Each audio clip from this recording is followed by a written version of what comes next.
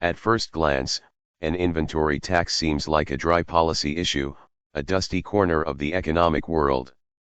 But beneath the surface, a more sinister plot can lurk. Disguised as a measure of efficiency, such a tax can be a cleverly veiled weapon, wielded by those who wish to sow discord and chaos within a society. Here's how seemingly innocuous inventory taxes can lay the groundwork for societal collapse.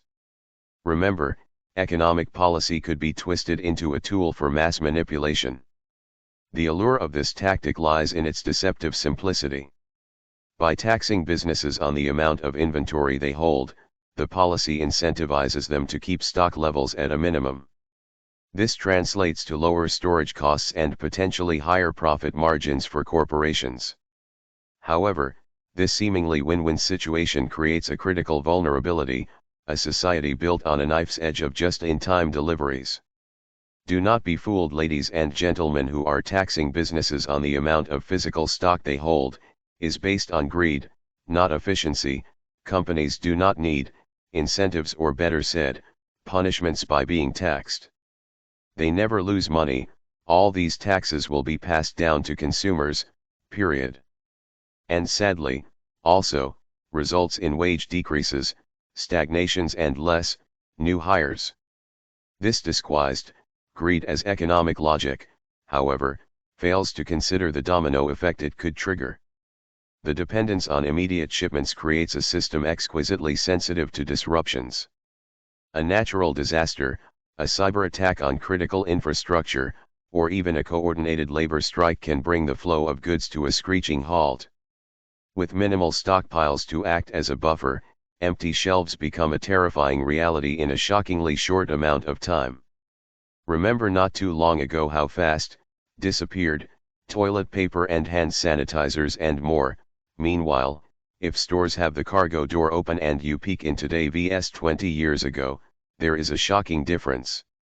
For whom is old enough and remembers the times before this devil-written tax policy?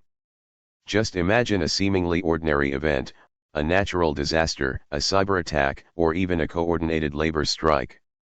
Any kink in the meticulously planned supply chain would have a cascading effect.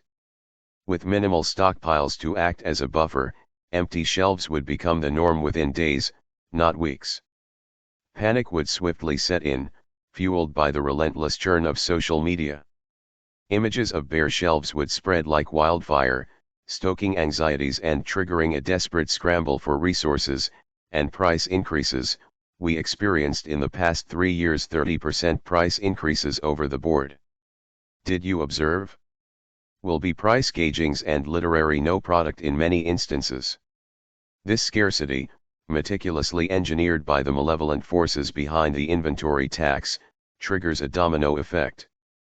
Panic sets in. Social media, a breeding ground for fear and misinformation, becomes an amplifier of anxieties. People, conditioned to a world of abundance, see the lack of basic necessities as an existential threat. Hoarding sets in, further depleting the already limited supplies. The fragile trust that binds a community erodes as suspicion and finger-pointing take root. However, this seemingly optimized system becomes incredibly fragile when faced with unforeseen disruptions, supply interruptions, weather, fuel costs, truckers' ability to deliver on time, road conditions. The very act of panic buying hastens the depletion of goods, validating the initial fear and accelerating the downward spiral. The true genius of this evil lies in its manipulation of human psychology.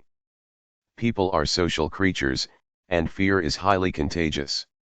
When one person panics, it can quickly cascade through a community, triggering a self-fulfilling prophecy. The very act of panic buying hastens the depletion of goods, validating the initial fear and accelerating the downward spiral. This vulnerability to mass panic is precisely the evil lurking beneath the surface of an inventory tax, which is a tyrannical interference with the businesses. Taxing agencies and politicians should respect the freedom of businesses too. The strategy preys on a fundamental human fear, the fear of scarcity. When the illusion of abundance crumbles, replaced by the stark reality of empty shelves, a primal instinct for survival takes hold. Cooperation gives way to competition, civility to chaos. The true cost of this manipulation goes far beyond economic hardship.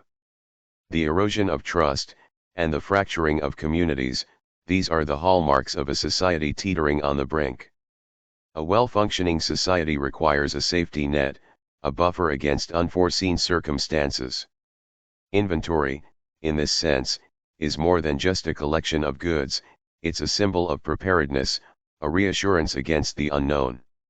However, let's mention here, as long as possible, because big industrial farms are baying up private farmlands at accelerated rates, big stores took over in the past 2 or 3 years of the majority of little, mom and pop, stores.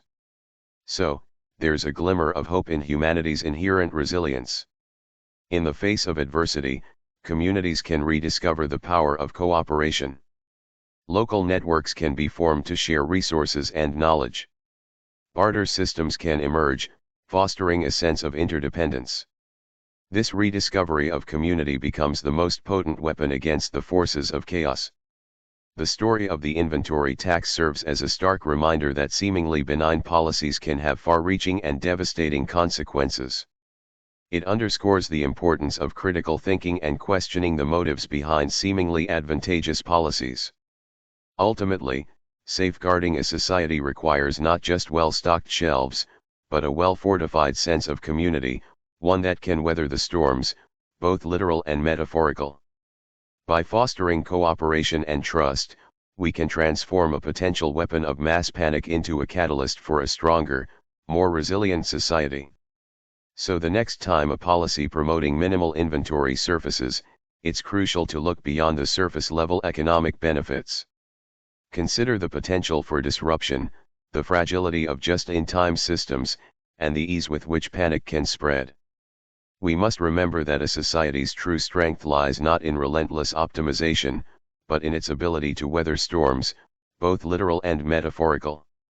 In a world rife with uncertainty, a healthy reserve isn't a sign of inefficiency, it's a badge of resilience, a testament to our collective ability to face the future, prepared and unafraid.